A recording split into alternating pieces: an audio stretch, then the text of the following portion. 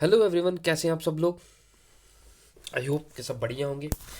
आज हम लोग करेंगे सेट्स। जो हमने अभी फर्स्ट टॉपिक किया है फाइनेंस अकाउंट असिस्टेंट का, उसमें हम कुछ ऑब्जेक्टिव टाइप्स लेके आए हैं। तो जो आपका एमसीक्यूज़ हैं, जो मैंने अभी तक देखा कि किसी भी चैनल पे मैथ्स के एमसीक्यूज़ नहीं आए हैं, तो मैं कुछ एमसीक्यूज़ लेके आया हूँ। कोशिश है कि आपके कॉन्सेप्ट्स क्लियर किए जाएँ थोड़े से। तो हमने जो वीडियोस किए, अगर किसी ने वो वीडियोस नहीं देखी हैं तो उनका लिंक आपको डिस्क्रिप्शन में मिल जाएगा इस वीडियो की। तो वहाँ से जाके आप वो वीडियोस देख लें, और उसके साथ ही आप लोग फिर ये एमसीक्यूज़ को सिंप्लीफाई कर पाएंगे। ठीक है। तो फर्स्ट ये जो है, विच of the following is A correct for this set. तो इन स्टेटमेंट में से कौन सी स्टेटमेंट इस सेट के लिए करेक्ट है। तो पहले ये तो आपका रोस्टर फॉर्म है, और ये आपकी सेट बिल्डर फॉर्म में स्टेटमेंट है। ठीक है। तो क्या है, आपको देखना है कि इनमें से कौन सी स्टेटमेंट आपके लिए करेक्ट है। तो हम देखेंगे, ये जो टू है, पहला टू है, second is equal to four, फिर सिक्स। तो फोर किसके इक्वल आ जाएगा, टू मल्टीप्लाई टू के इक्वल टू फोर। सिक्स किसके इक्वल आ जाएगा, two multiplied by three. Eight किसके इक्वल आ जाएगा, two multiplied by four. And ten किसके इक्वल आ जाएगा, टू मल्टीप्लाइड बाई फाइव। और उससे पहले two multiplied by one is equal to two. तो ये जो सारे हैं, ये क्या है, टू के मल्टीपल है। ये सारे क्या है आपके पास, टू के मल्टीपल। तो हम लोग इस कंडीशन को ऐसे लिख सकते हैं।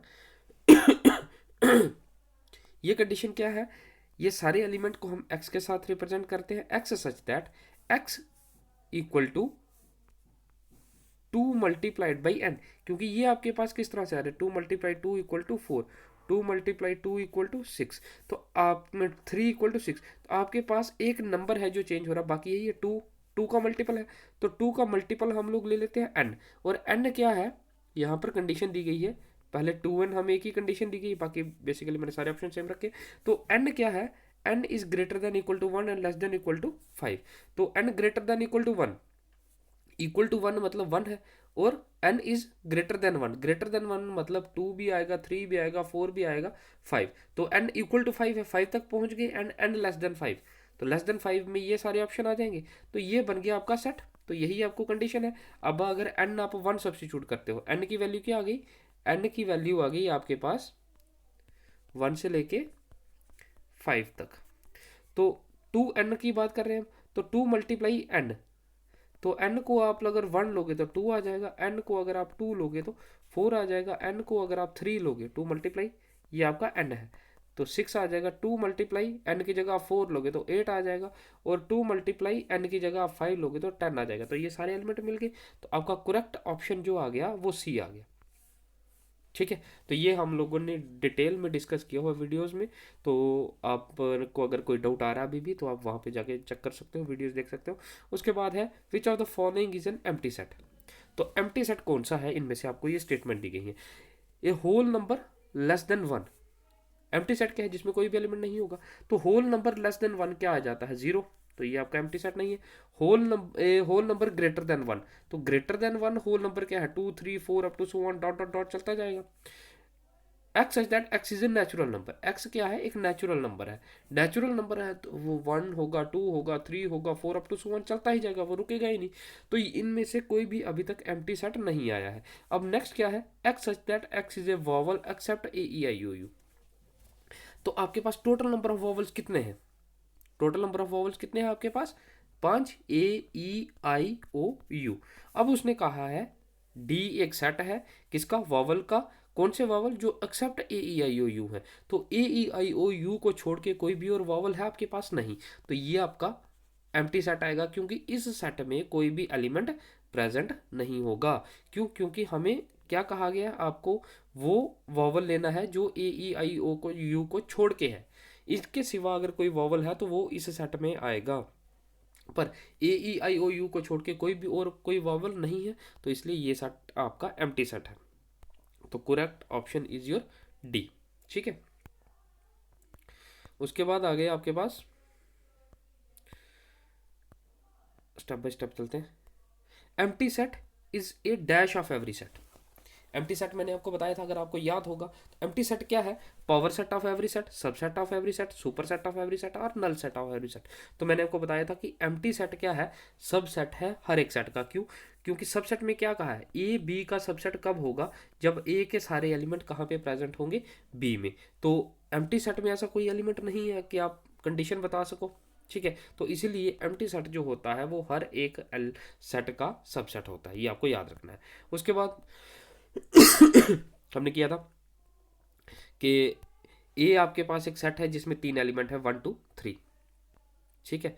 The number of elements in power set of A, number of elements in power set of A is, तो पावर सेट ऑफ ए में कितने एलिमेंट होंगे, तो हमने कहा था कि अगर ए में एलिमेंट 3 है तो power set number of element in power set of A कितने होते हैं, 2 n। और n क्या होता है, n इज कि आपके यहाँ सेट में कितने एलिमेंट हैं, तो आपके यहाँ सेट में कितने एलिमेंट है, 3, तो कितना आ जाएगा 2 3। तो correct option is your b. बाकी है 2 n, ये भी नहीं आएगा, 2 इंटू n भी नहीं आएगा, नन ऑफ दिस भी नहीं आएगा, ठीक है। तो करेक्ट ऑप्शन आ गया आपके पास बी।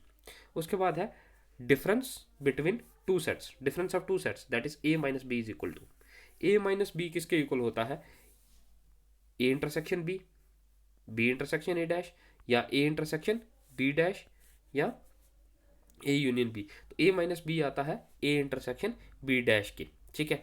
यहाँ पे एक और चीज़ है, व्हेन, बट कब, when a intersection b is not equal to 5, जब ए इंटरसेक्शन बी आपका 5 नहीं होगा तो ए माइनस बी किसके इक्वल आएगा, ए इंटरसेक्शन बी कंप्लीमेंट। यहाँ पे एक ये कंडीशन ऐड कर लेना, ठीक है। उसके बाद है number of elements in a union b अगर 5 है, number of element in a अगर 4 है, number of element in b अगर 3 है, तो then find number of element in a intersection b. तो ए इंटरसेक्शन बी में कितने एलिमेंट होंगे, तो हमने किया था ये फार्मूला, अगर याद होगा तो आपको, फार्मूला क्या था, number of elements in a union b which is equal to number of elements in a plus number of element in b minus number of element in a intersection b. ऐसा ही हमने formula किया था। अब ए union B में 5 है, number of element in a कितने हैं 4, number of element in b कितने हैं 3, तो इसमें कितने होंगे, यहाँ पे x है, ये आपको निकालना है, तो ये कितना आएगा, x माइनस का है तो इस तरफ ले आते हैं, 5 4 और 3 7, 5 इस तरफ आएगा माइनस का हो जाएगा, तो 2। तो number of element in a intersection b equal to 2। अब ये जो सेट है यहाँ पे आपको एलिमेंट नहीं दिएंगे, सिर्फ नंबर बताया गया, टोटल नंबर बता दिया गया कि ए यूनियन बी में कितने हैं, number of element in set a कितने हैं, number of element in set b कितने हैं, and number of element in a intersection b कितने हैं। उसके बाद एक और बड़ा बेसिक सा है,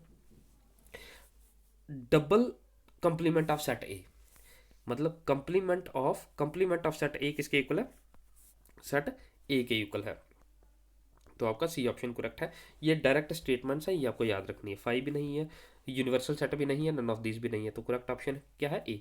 मतलब एक सेट को अगर आप 2 बार कंप्लीमेंट करते हो, complement of A set is the same set, तो इसका आंसर है ए। अगर ए सेट को आप 2 बार कंप्लीमेंट करते हो तो कंप्लीमेंट को आप ए डैश के साथ भी लिखते हो, ए कंप्लीमेंट के साथ भी लिखते हो। तो एक सेट का अगर आप 2 बार कंप्लीमेंट करते हो तो रिजल्ट क्या आ जाता है, सेम सेट ही आ जाता है। तो ये आपको स्टेटमेंट्स याद रखनी है, ठीक है। उसके बाद है ए इक्वल टू 5, अगर ए क्या है 5 के इक्वल है, 5 मतलब एम्प्टी सेट, तो पावर सेट ऑफ ए में कितने एलिमेंट होंगे, number of element in power set of A, ठीक। क्या कहता है ए अगर 5 सेट है मतलब ए एम्प्टी सेट है, बड़ा ब्राइट हो रहा है, थोड़ा कलर माइल्ड हो जाए। ए सेट है क्या एम्प्टी सेट है, तो बताओ number of element in power set of A में कितने होंगे। तो फार्मूला हमने क्या किया, 2 n। n क्या होता है, जो इस सेट में नंबर ऑफ एलिमेंट है, ऐसा ही है। अब इस सेट में नंबर ऑफ एलिमेंट कितना है, कोई भी नहीं है, इस सेट में नंबर ऑफ एलिमेंट कितने हैं, number of element in set ए कितना है 0, आप 2 करोगे तो रिजल्ट कितना आएगा 1। क्लियर है। तो number of element in power set of A, when ए आपका एम्प्टी सेट है तो number of element in power set ए कितना आएगा 1। नन भी नहीं है, इनफाइनाइट भी नहीं है, नन ऑफ दिस भी नहीं है। तो अगर ए आपका एम्प्टी सेट है तो number of element in power set of A कितने होंगे 1, ठीक है। उसके बाद है A which of the following interval is correct, इनमें से कौन सा इंटरवल करेक्ट है, आपको देखना है कि आपके पास x such that x belongs to set of real numbers. x क्या है, रियल नंबर के सेट में बिलोंग कर रहा है, और x कहाँ पे है, -12 और 10 के बीच में, लेकिन यहाँ पे कंडीशन है x जो है -12 के ग्रेटर दैन इक्वल टू है एंड x 10 से लेस देन है। तो ये थोड़ा सा ध्यान देना आपको। मैंने आपको कहा था हमने closed interval and open interval किए थे। क्लोज्ड इंटरवल कौन से हैं? जिनमें लेस देन इक्वल टू का साइन इस्तेमाल किया जाता है। एंड ओपन क्या है? जिसमें सिर्फ less than and greater than का साइन इस्तेमाल किया जाता है। क्लोज्ड इंटरवल में क्या किया जाता है? तो दोनों तरफ लेस देन इक्वल टू या greater than equal to, x इसके ग्रेटर देन है और एक्स बी से लेस देन है, और यहाँ पे एक्स ए से ग्रेटर है और बी से लेस देन है। तो एक्स कहाँ पे है? ए और बी से बिलोंग कर रहा है। तो दोनों तरफ अगर लेस देन ये वाला साइन है तो स्मॉल ब्रैकेट आती थी, ठीक है। और अगर दोनों तरफ ये है तो क्लोज्ड ब्रैकेट्स आती थी, ठीक है। तो इस केस में आपके पास ये जो एक्स है ये क्या है? -12 से ग्रेटर देन इक्वल टू है एंड 10 से लेस देन है, ठीक है। तो -12 और 10 आ गया, एक्स यहाँ पे बिलोंग करता है, ठीक है। लेकिन ब्रैकेट कौन सी आएंगी? यहाँ पर आपका ओपन इंटरवल है तो ब्रैकेट स्मॉल आएगी, यहाँ पे आपका क्लोज्ड इंटरवल है तो ब्रैकेट लार्ज आएगी, ठीक है। ये स्मॉल ब्रैकेट, लार्ज ब्रैकेट, तो ऑप्शन कौन सा करेक्ट हो गया? डी। ये भी नहीं है, ये भी नहीं है, दोनों तरफ ओपन भी नहीं है, दोनों तरफ क्लोज्ड भी नहीं है, क्योंकि एक क्लोज्ड है एक ओपन है। तो लेफ्ट साइड वाला क्लोज्ड है तो लेफ्ट साइड आपकी स्क्वायर ब्रैकेट आ गई, यहाँ पे आपका ओपन है तो स्मॉल ब्रैकेट आ गई। तो ऑप्शन आ गया आपका डी, ठीक है। उसके बाद है विच of the following is correct? कौन सी स्टेटमेंट करेक्ट है? तो ए यूनियन फाई हमने किया था, ए यूनियन फाई, किसी भी सेट का यूनियन फाई के साथ हो तो ए सेट आता है, ये स्टेटमेंट इनकरेक्ट हो गई। उसके बाद A union phi, A union phi equal to A, अगर ए एक सेट है 1 2, इसका यूनियन एम्प्टी सेट के साथ करते हैं तो यूनियन में क्या आ जाता है? सारे एलिमेंट आ जाते हैं, तो यहाँ 1 2 आ जाएगा। तो ये आपका ए सेट यही था तो यही वापस आ गया, तो A union phi equal to A, यही स्टेटमेंट करेक्ट है, बाकी ये दोनों आपके पास फॉल्स हैं, ठीक है। ये जो है fourth statement a union a equal to phi लिखा है, ये स्टेटमेंट गलत है। लेकिन अगर इसी स्टेटमेंट में यूनियन की जगह इंटरसेक्शन होता, ठीक है, ठीक है। उसके बाद है आपके पास एक सेट ए सेट आपको दिया गया है, A is equal to A E I O U and B is equal to E I O, ये दो सेट है। तो ए माइनस बी किसके इक्वल होगा? ए माइनस बी किसके इक्वल होगा? ए माइनस बी क्या किया था हमने? अब कौन से एलिमेंट आएंगे जो सेट ए में है और सेट बी में प्रेजेंट नहीं है? अब कौन से एलिमेंट हैं जो सेट ए में है और सेट बी में प्रेजेंट नहीं है? तो सेट ए में ए है, ए है, सेट बी में ए नहीं है तो एक ए आ गया। उसके बाद ई है, यहाँ पर भी ई है, यहाँ पे आई है, यहाँ पे भी आई है, यहाँ पे ओ है, यहाँ पे भी बी सेट में ओ है, तो यहाँ पे एक यू है ए सेट में जो बी सेट में नहीं है। ए माइनस बी में कौन से है एलिमेंट जो ए सेट में है और बी में नहीं है? तो कौन से एलिमेंट है? दो, ए यू, तो कौन सा आ गया? सी ऑप्शन आपका करेक्ट आ गया, बाकी सारे आपके इनकरेक्ट आ गए, ठीक है। A intersection a dash, intersection क्या आ जाएगा? विच इज योर फाइव, ये आपको याद रखना है। ए इंटरसेक्शन ए डैश कोई भी यूनिवर्सल सेट है, उसके अंदर आपका ए है और बाहर वाला क्या आ जाता है आपका? ये वाला पोर्शन क्या आ जाता है? ए कंप्लीमेंट, ये बाहर वाला सारा ए कंप्लीमेंट है, तो ये अंदर वाला ए है और बाहर वाला ए कंप्लीमेंट है। तो इसमें और इस बाहर वाले में कुछ कॉमन है? नहीं, कुछ कॉमन नहीं है, तो ये किसके इक्वल है? फाइव के इक्वल है। ये सारा मैंने पहले पढ़ाया हुआ है, तो इसको प्लीज़ आप वहाँ जाके वीडियोस को देख लें तो आपका ये क्लियर हो जाएगा, ठीक है। ये भी कर लिया हमने, ये भी कर लिया और ये भी कर लिया, हाँ ये रह गया लास्ट, ठीक है। यहाँ पर क्या है? ए डैश इंटरसेक्शन बी डैश, ये किसके इक्वल है? ये हमने डी मॉर्गन ला किया था, a union b complement which is equal to a complement intersection b complement, ठीक है। तो a complement intersection b complement किसके इक्वल है? ए यूनियन बी का कंप्लीमेंट, तो ऑप्शन सी आपका करेक्ट है, ठीक है। आपको ये ध्यान देना है। उसके बाद आ गया, ये हमने किया था number of element in a union b equal to number of element in a plus number of element in b minus number of element in a intersection b. लेकिन इसमें एक स्पेशल केस मैंने आपको ये बताया था कि number of element in a union b किसके इक्वल होता है? Number of elements in a plus number of element in b. लेकिन कब होता है? जब आपके पास नंबर ऑफ एलिमेंट जो है a union a intersection b में कितने हो? ज़ीरो। इस केस में आपके पास ये कंडीशन होती है, मतलब number of element in a union b minus equal to number of element in a plus number of element in b minus number of element in a intersection b. ठीक है, तो ये सारी स्टेटमेंट कब होती है? जब number of element in a intersection b not equal to zero हो। जब ये इक्वल टू जीरो हो तो ये वाला कंडीशन की जरूरत नहीं है। जब ये इक्वल टू जीरो है, क्योंकि फिर यहाँ पे जीरो फिल कर दोगे तो जीरो अब माइनस करो या नहीं करो कोई फर्क नहीं पड़ता। ऐसे केस में जब number of element in a intersection b zero के इक्वल है तब आपका ये स्टेटमेंट करेक्ट आती है। ठीक है, उसके बाद नेक्स्ट है लास्ट क्वेश्चन आज का। एक ग्रुप है 70 पीपल का, 70 पीपल का ग्रुप है जिसमें number of 37 like coffee. 37 people क्या लाइक करते हैं? कॉफ़ी। सी से कॉफ़ी आ गया।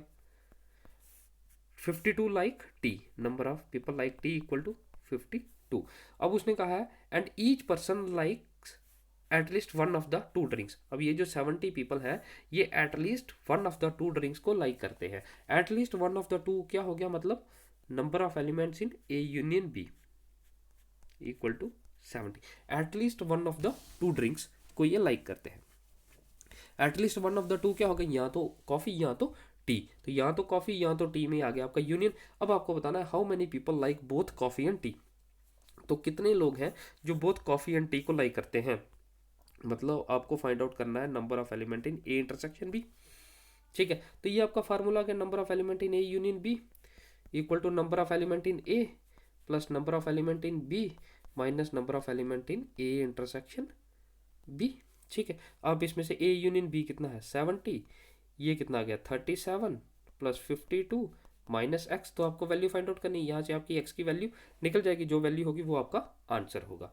ठीक है, तो ये थे आपके कुछ ऑब्जेक्टिव टाइप्स या जो आपको क्वेश्चंस आ सकते थे, एमसीक्यूज आ सकते थे आपके एग्ज़ाम में सेट्स में से।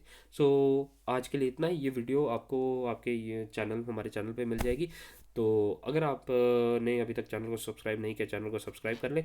और इसके लिंक्स आपको और बाकी जो भी स्टफ़ है इसके ऑब्जेक्टिव टाइप हम लोग टाइम टू टाइम पे अपने फेसबुक पेज और ग्रुप पे अपलोड करते रहेंगे। तो प्लीज़ हमारा फेसबुक पेज और जो ग्रुप है उसको भी लाइक एंड ज्वाइन कर लें, ताकि आपको यहाँ ऑब्जेक्टिव टाइप्स की अपडेट्स मिलती रहें और आपको एग्ज़ाम में थोड़ा सिंप्लीफाई हो सके। और इसका जो ये PDF है ये भी मैं ग्रुप में डाल दूंगा, तो प्लीज़ हमारा टेलीग्राम चैनल जो है वो भी ज्वाइन कर लें। उसका लिंक भी डिस्क्रिप्शन में है, तो वहाँ से आप ज्वाइन कर सकते हैं। सो this is all for today. Thank you very much and God bless you all. And I hope कि ये ऑब्जेक्टिव टाइप्स जो है आपके थोड़ा सा बेनिफिट देंगे आपको एग्ज़ाम में। और वैसे ही बाकी सभी चैप्टर के ऑब्जेक्टिव टाइप्स एंड थोड़े से सॉल्यूशंस भी लेके आऊँगा मैं, ताकि आपको मैथ्स में थोड़ी हेल्प मिल सके। So this is all for today. Bye bye, take care and channel को सब्सक्राइब करना ना भूलें एंड वीडियो को लाइक करना ना भूलें। अगर आपको वीडियो अच्छी लगी तो लाइक ज़रूर करें, कमेंट सेक्शन में ज़रूर बताएं कि कैसा स्टफ़ आपको मिल रहा है। Thank you very much.